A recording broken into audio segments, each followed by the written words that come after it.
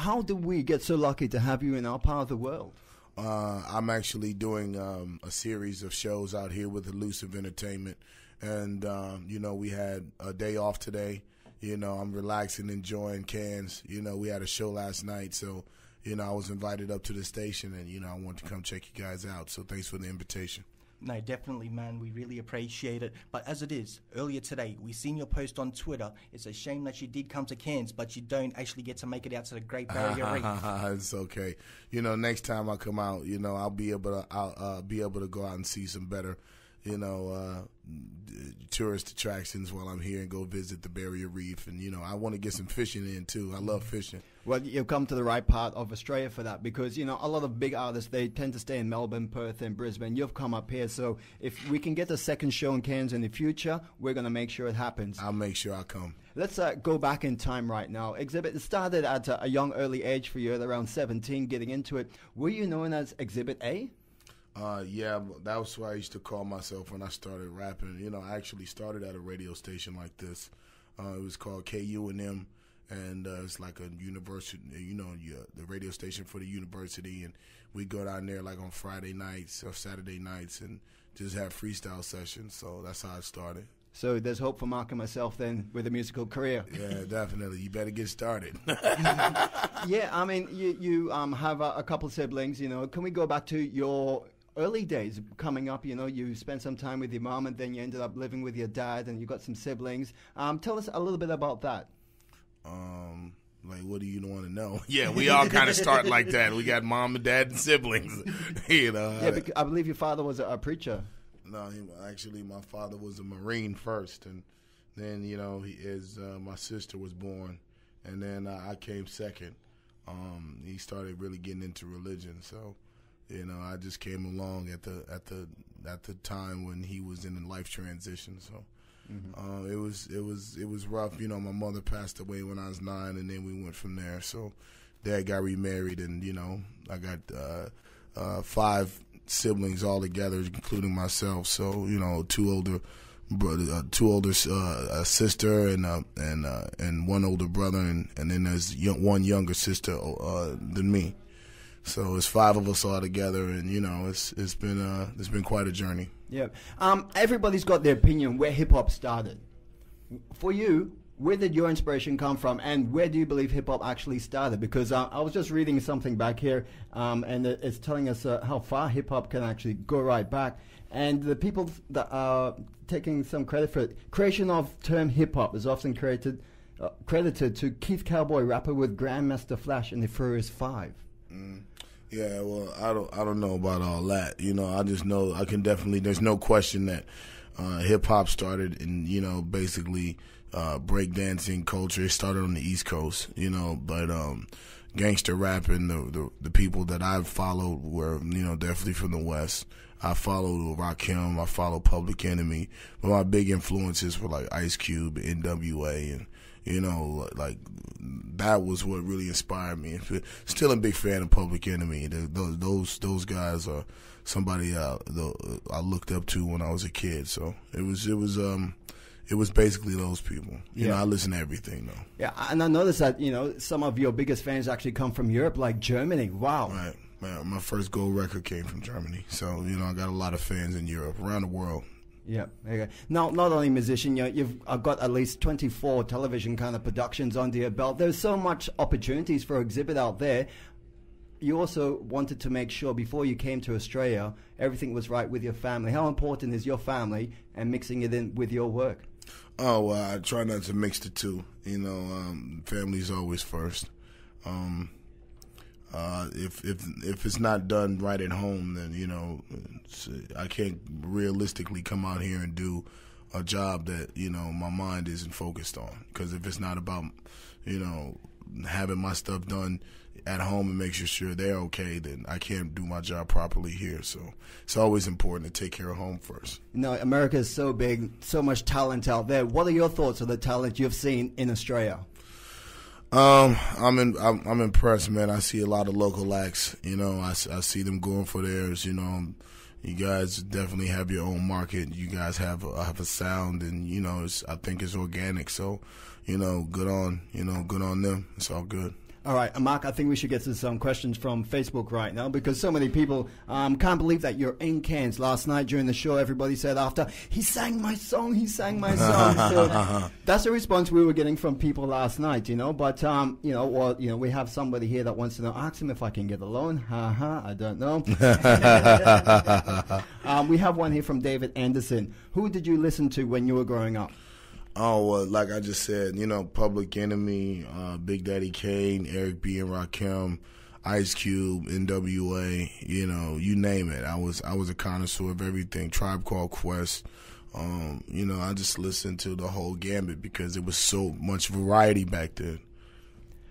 We've got a great question coming from somebody called Hansi. After going from success to success, what else is there left for somebody who has achieved so well to do next? Where's the market for somebody like yourself to take you? I don't think I need to go anywhere else. I think that, I take on projects that make sense to me. And as long as they aren't time consuming to the point where it just consumes everything, I won't be able to do anything else. Then, I try to stray away from it. But for me, I just go where my heart and my mind tells me is right, and so right now my heart and mind is telling me that the music needs to be attended to. Yep. So, once that takes care of itself, then I'll be able to, take on the thought process of trying to get another film out or doing something else with television. But right now my focus is the music. So, yep. I don't think I need to go anywhere else. I just think I need to stay in the lane that was already created. Yep. You definitely told us at the show last night, you've got this album coming out. How much are you looking forward to this album coming out? Oh, I'm ready. It's about 75% done. When I get home, I'll be able to complete the rest of it, and it'll be out early 2012. Probably first or second quarter when, everybody drops records. Yeah. You've recently done an interesting collaboration with an artist from Pakistan, Adel Omar, I believe. Right. How did that come about? Well, my man Fred Reg has a relationship with him. He's a producer in Los Angeles. He went through Fred and a couple of friends of mine, Be Real from Cypress Hill, and reached out and expressed interest in doing the song. And he made it out to L.A., so we knocked it out, and good for him. Because I was watching and I thought, wow, look at this young lad. He's quite young, and here he is teaming up and collaborating with you. That's going to inspire many wannabe rappers out there to try and get together with somebody of your caliber to produce music and to produce a video clip. What is Xzibit's message to everybody out there that wants to make that break? Well, I mean, he definitely put a lot of time and energy on getting out to the States. And, I've never worked with anybody from Pakistan or let alone that side of the world. So, music is universal, beyond borders, beyond politics. I thought it was a good move, and he enjoyed it, and his people enjoyed it. So it was a good look. Yep. I'm a reggae DJ. Do you have anything coming up with any Jamaican artists in the future or something like that? I'll be keen to know. I mean, I'd love to do that. I haven't really had any collabos with any Jamaican artists yet, but I mean, it's not too far off. That sound is universal too, and I love it. Man, so you are here in Australia at the moment, and you've still got a few more shows to do ahead of when you leave Cairns this afternoon. So what is it that you hope to do while you are here in Australia? Well, I mean, I've got a tremendous fan base here. It's been, 4 or 5 years since I've been on the shore. So I intend to rock with the fans, make a reconnect with my fans, get them prepared for the new album. And then from there, I'm looking forward to coming back and promoting the new album next year. I want to take it back. Gumball 3000, what is that all about? The Gumball 3000 is a rally that my friend Maximilian, he throws once a year. It's 8 days to drive 3,000 miles. And it's parties along the way. Lots of celebrities, lots of fun, lots of entrepreneurs come in and participate in this rally. And I do it when time permits, but it's a great thing to do. Good. Yeah. Now, of course, you're going to be wrapping up Australia. Where do you go after here? I go home. I've been on tour since September 3rd. So it's been quite a long haul going across the world getting ready for this record. So.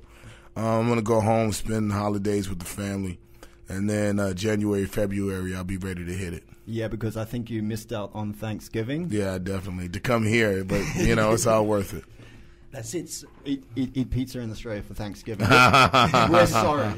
No, don't apologize. It's all worth it. That's it. So anyway, you did mention the holidays and the festive season that is coming up. So what are Xzibit's plans for the festive season? Oh, man. You know, I got a 17-month-old kid, man, at home, so I plan on enjoying him and, you know, his second Christmas. And, you know, I'm kicking with the family. I really don't have plans outside of that, you know, just making sure that I get home and spend some quality time there and then, you know, get back out and do what I got to do. So how has fatherhood been treating you, especially with the music career and all the touring and promotions that go along with it? Yeah, I just take care of business. You know, I keep, you know, my priorities in the right place. That's how I look at it, you know. There was a time when they weren't in the right place.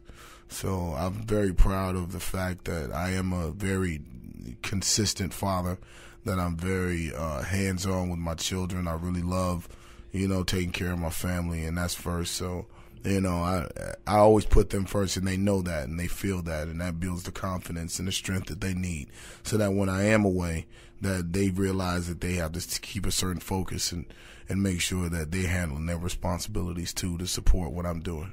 That's so true. Tell us about your crew that you've taken on tour with you. You know, you've got a guest on stage with you, plus a DJ. Tell us about them. Young D is definitely up and coming MC, you know, coming out of the West Coast. Originally he's from Philly, but he's made his home in the West. And, you know, DJ Fingers is from San Diego. He's a well-known DJ, and he's out here doing his thing on the road with me. And there's some hard-working guys. Yeah, it's been an absolute pleasure having you here in the studios with us, you know, and of course, like I said, next time you come back to Cairns, we're going to make sure that you got your fishing trip booked. You get to go throw a spear and a boomerang at one of our traditional owners. Yeah, okay, yeah.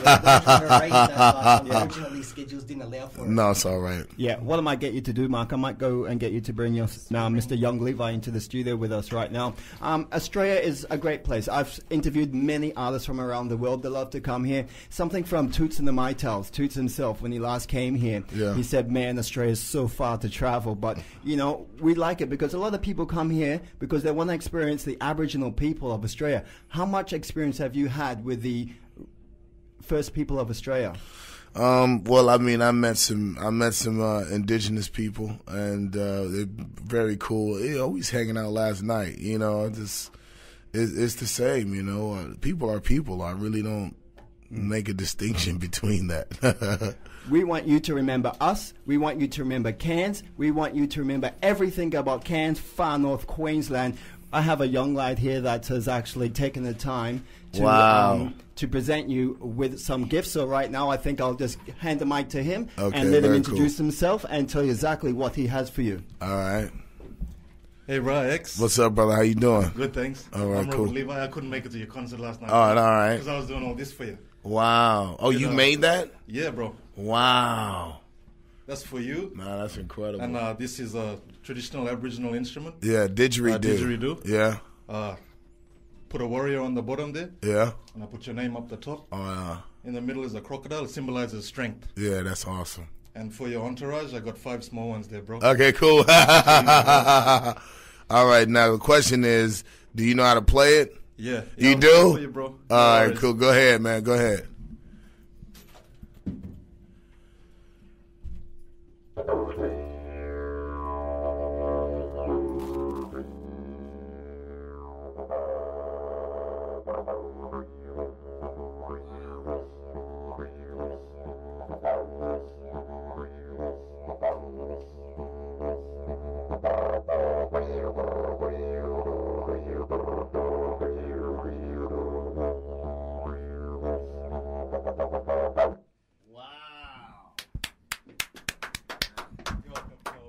So, can I say that on community radio? yeah, we were prepared for you a long time ago. We know that. But, that was crazy. Thank you, man. That's incredible. And I will tell you this, in front of all of your promotion people and everything. It's been an absolute pleasure to have you up here in Cairns, far north Queensland, on behalf of all community radio stations across Australia. Thank you so very much for dropping in to us. We cannot believe it. It's something we're going to remember for the rest of our lives. Thank you very much to for your having me. I promoters, appreciate it. Electric Avenue and Llusive and everybody from Melbourne, Yes. big up, enough respect. Thank you. Thanks to the I X. appreciate it, man. Thanks for having me. Looking out to the far north, this is Cairns FM 89.1.